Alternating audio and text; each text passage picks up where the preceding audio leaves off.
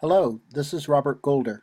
The course is POL102 Introduction to Public Policy.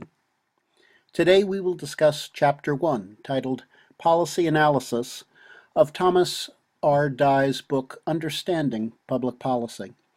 If you don't yet have a textbook, Chapters 1 and 2 are available to you as PDF files on the course site, but be sure to get access to a textbook soon. I have also placed a textbook on course reserve at the Kearney Library, which you can check out and read, but only while you are in the library. In this video, I'm going to closely follow the outline of Chapter 1, so in your textbook, you'll be able to follow along. We will begin by considering the question, what is public policy? We have our textbook to guide us, and as issues taken from current events and news stories arise, we can discuss them in class to consider how public policy issues may be relevant to our lives. I would also like class participants to think about developing and employing your critical thinking skills, gaining and using tools to distinguish the difference between what is actually true and what each of us with our own prejudices and preferences would merely like to be true. What is public policy? What is involved in the study of public policy? A study of public policy examines what governments do, why governments chose certain actions, how they implemented those actions, and the impact of those actions. Public policy is worth studying because it focuses on the choices governments make, and more particularly, the intended and unintended consequences of policy decisions. For our purposes, and by our textbook author, public policy is defined as what governments choose to do or choose not to do. This is figure 1-1 found on page 4 of the 14th edition of the textbook or page 2 of the 15th edition of the textbook. This is a very interesting graph when you start to look at the information it displays. The subject here is policy expansion and government growth. Thomas Dye says that as government has grown in the last century, the scope of public policy has also expanded. In this graph, we see the growth of government during all of the 20th century and into our time, as measured by the percentage of the nation's gross domestic product, or GDP, the total value of all the finished goods and services produced in the United States, usually measured over 1 year. The values for GDP are indicated on the vertical axis, or y-axis, of the graph, and we see changes over time for 115 years of the nation's history, as indicated by the horizontal, or x-axis. Dye says that today people expect government to do a great many things for them, and he goes on to say that total government spending, not just federal spending, amounted to only 8% of GDP at the start of the 20th century and has risen to 37% of gross domestic product today. And I think Dye implies that this is a bad thing, that it costs too much. I'm not so sure that it always is a bad thing. Consider what American life was like at the end of the 19th century. What do you think would be the differences then and now, and what level of taxation and government spending was required to support the good life for citizens long ago, much more than a century ago? Well, back then you wouldn't own a car. So government has no need to issue driver's licenses. There are no auto registrations. There's no interstate highway system to build and maintain. There's no need for a National Highway Traffic Safety Administration, NHTSA. You see its logo here. And no need for the cost of this agency as part of government spending.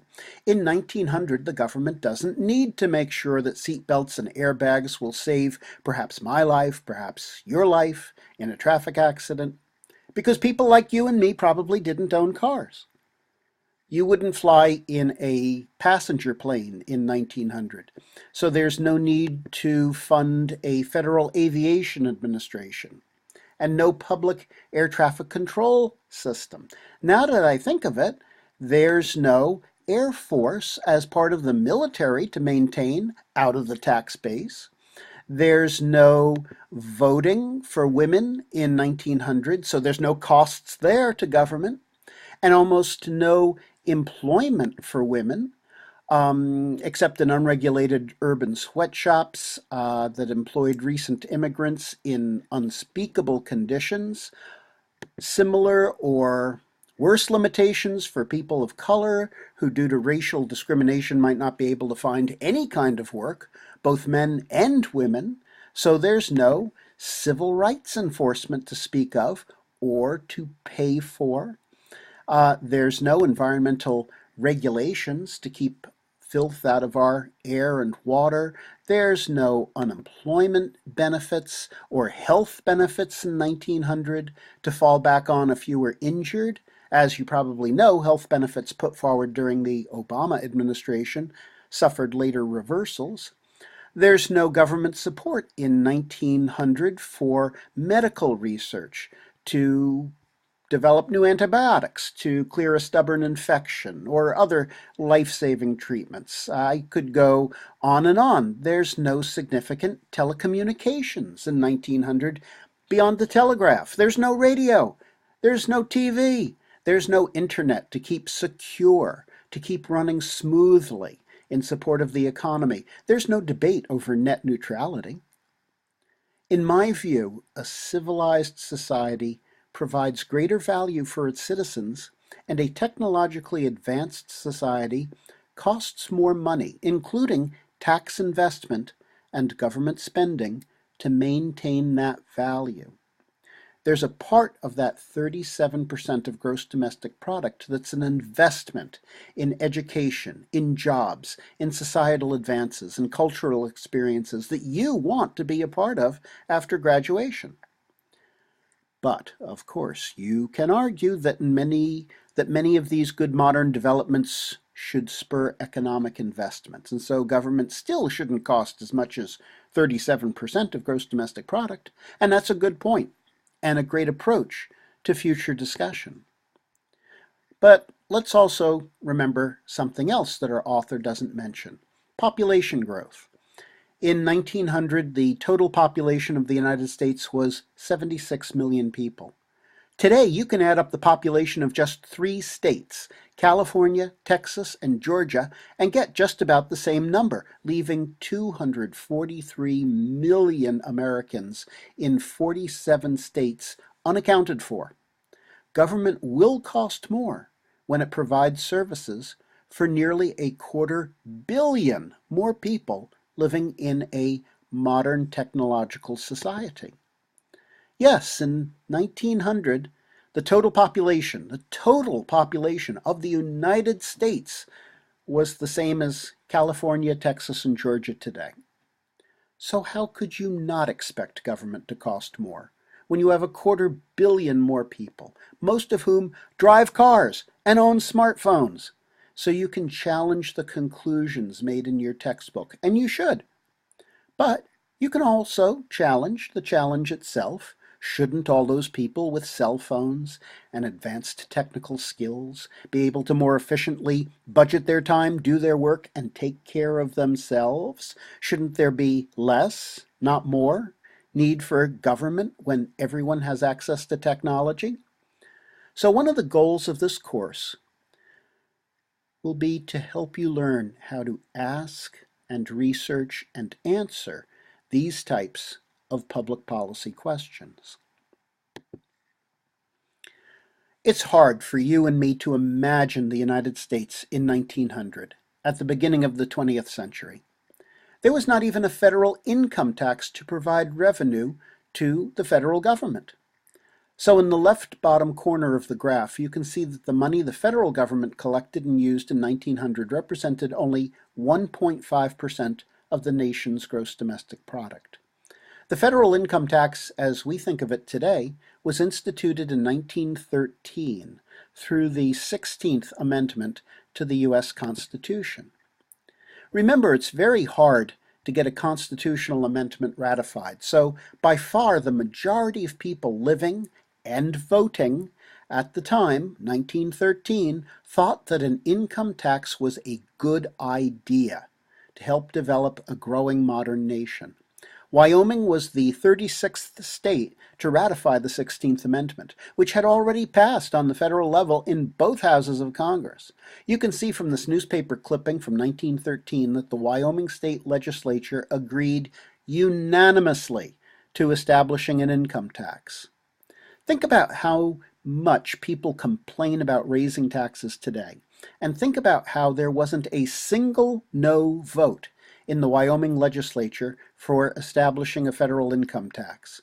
There are reasons why in 1913 they thought this was such a good idea, reasons that we don't have time to get into at this point, but just think for a moment about how the popularity of some public policies can rise and fall over time. All right, so back to figure 1-1. You can see that revenues increased a bit for both federal and state governments following 1913 and approval of the 16th Amendment. Revenues again increased when fighting World War I. World War I, that's about 1917 to 1920 on this graph. World War I was so bad that after it was over, it was called the War to End All Wars. But look what happened to the amount of United States gross domestic product taken by the federal government to fight World War II. Look at that spike, that big brown spike. In 1944, it represents $1 out of every $2 of gross domestic product going to fight Nazi Germany and Imperial Japan in World War II. I have never seen a clearer graphical depiction of what it means to be in it to win it. Look further to the right on the graph at the Vietnam era or the time represented by the wars in Iraq and in Afghanistan, and you just don't see the same investment by this country as a percentage of gross domestic product at all.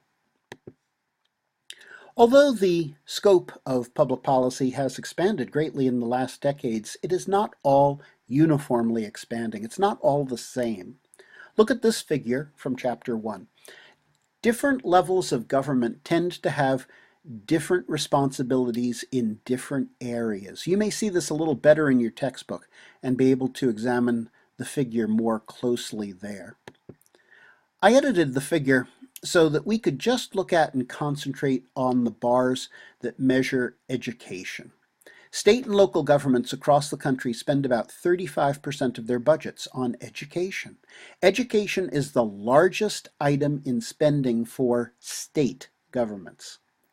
Federal education spending, on the other hand, is less than 5% of total federal spending. As teenagers in your hometowns, you may have witnessed local fights over the annual budgets at your high school, the local education budget in your town. These local political battles become heated because some citizens see the school budget as one of the few areas where they have direct control over reducing their tax burden. Other citizens see a well-funded school budget as essential so that their children receive a good high school education and move on successfully to a college or university. So there are education policy conflicts in your hometown.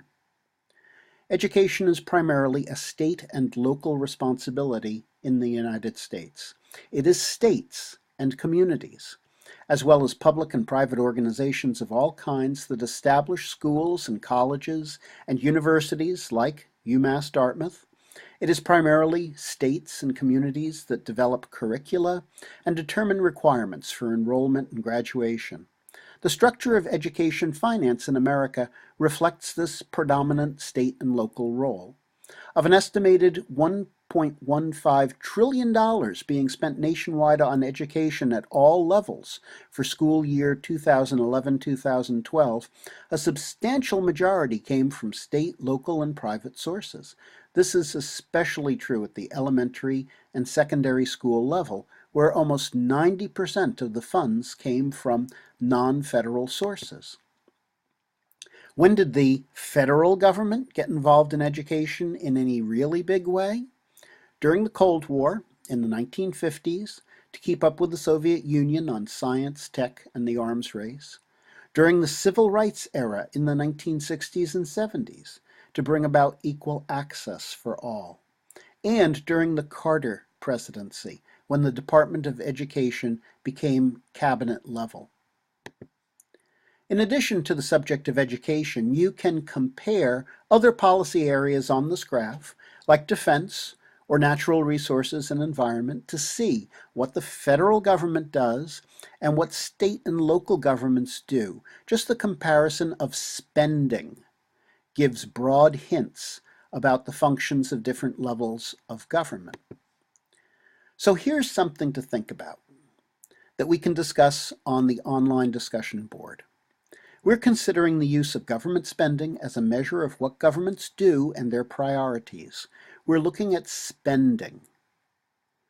What other measures might replace or complement this measure of spending money by government? That's the question for you.